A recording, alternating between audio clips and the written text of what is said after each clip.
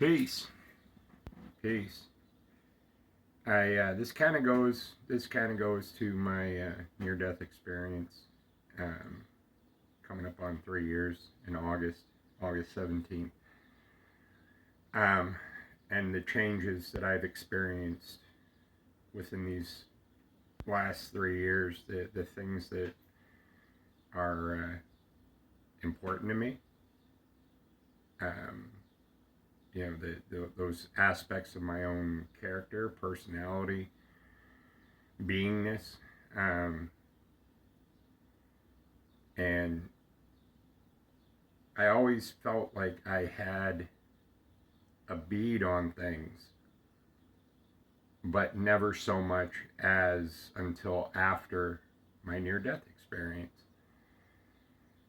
And it goes to an experience I had with someone many years ago. Um, this would have been 20 years ago, roughly 2007 ish, and I found myself quite ill with Lyme disease, like full-on Lyme disease. And it left me feeling it was kind of like the way I would describe Lyme disease. It's like you have the flu. Um, Body aches and what. Anyway, long story short, be concise. And I've also mentioned in the past that in other shares that I'm a recovered alcoholic. Um, and I was heavily into AA, and I knew a lot of people from AA, and made some friends and acquaintances and people in passing. And um, there was one particular individual, wonderful human being, and not somebody that I had any direct. I was aware of this person, just being in the same social circles, but there was never any one-on-one time conversations or connection. But we were cordial. Hey, how you doing? Hi, how you doing? That kind of thing in passing. And this person's name was Tonya, Tonya, and I saw her around for years, for years. Um, I would describe her as, outward physical appearance, kind of like earthy, crunchy, hippie, somebody who, just a cool chica. Um, she had a very unique fashion sense.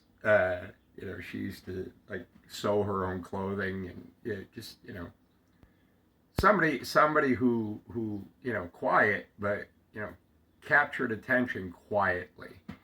Um, anyway, I'm sick at the time, and now again, I've never had any direct contact with her. Just hey, how you doing, kind of thing, passing in the hallways, kind of thing. And I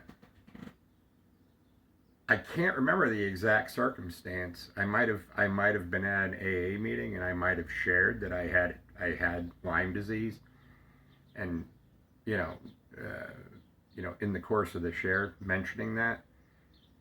But I do remember. I remember where I was living. I remember what I was doing. I was outside, albeit feeling poorly from the Lyme disease. I was outside splitting wood for the fireplace. I had my phone with me, and all of a sudden, I get a phone call, and you know, unknown caller, but I answered it. And who is it but Tonya? This is a person I've never had any one-on-one contact with. And she was just reaching out. I heard what you said in the meeting about your Lyme disease, and, I wanted to reach out and just see how you were doing, how you were feeling, how you were managing, is there anything that you need? Can I help? Kind of thing initially, and I was like, oh, that's, you know, wow, that's wonderful. That's beautiful. That's, very compassionate and empathetic. And, I was touched by her gesture. Um, but come to find out, you know, and there was repeated phone calls. She would often call me, how you feeling? What's going on? What are you doing? How you doing today? What's happening in your world? And through the grapevine, I found out from my sponsor in AA that Tonya was terminal. She had an aggressive form, an aggressive form of cancer. I believe it, uterine, cervical, and it had metastasized. It was throughout her body. She was terminal. She was terminal. She was going to die. And to her credit, she continued these conversations with me, often, of her own volition. She would call me frequently, checking in. Hi, how are you? What's going on? And the connection that I feel now to Tonya and understanding of what was going on for her in that time, her realizing, and I'm getting a little emotional right now, remembering her gentleness and her care, and I genuinely felt loved by her time and attention. And where I'm at now, realizing the importance of simply loving her, having her diagnosis, me having my near-death experience and the prognosis that followed, and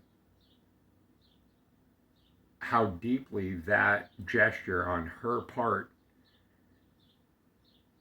affected me, touched me, moved me.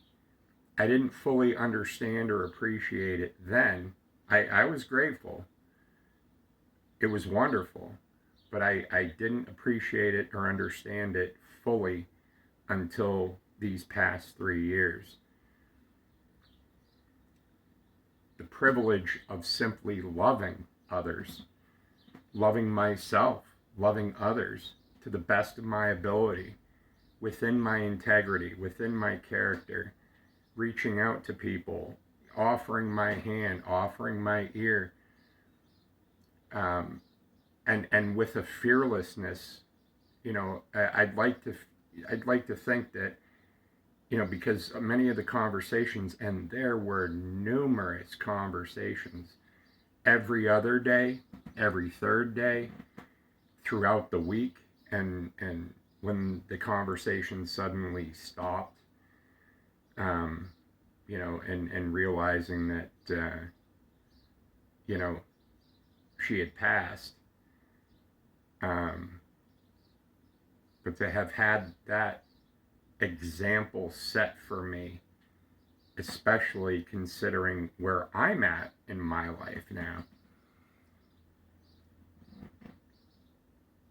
the depth of gratitude I have for my own experience, for my own life's experience, and the occasions and opportunities that I've been afforded to love other people.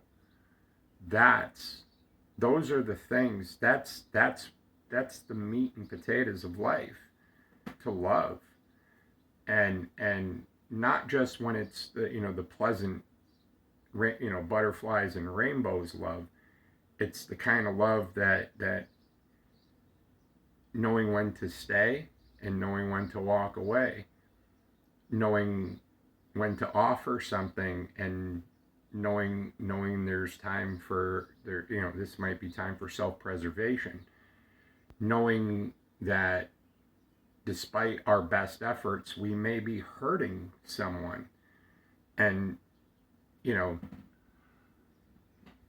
you have to step away. I'll never forget her. And it's been her presence in my life, albeit short. These conversations probably only went on for these conversations with Tonya probably only went on for somewhere between 3 and 6 months, but it was constant, and it was always her wanting to know how I was doing, how I was feeling, if she could support me, if she could build me up, if she could love me, you know, as a friend, as a fellow traveler in this thing we call human existence. And her coming to that realization that there was nothing better, to do with our time here than to love ourselves and love one another, within our, our best, offering our best. I'm going to leave it there. Thank you for your time and consideration, and thank you for all the wonderful experiences that I've had, and giving me opportunities to love. Thank you. Peace that surpasses our own understanding.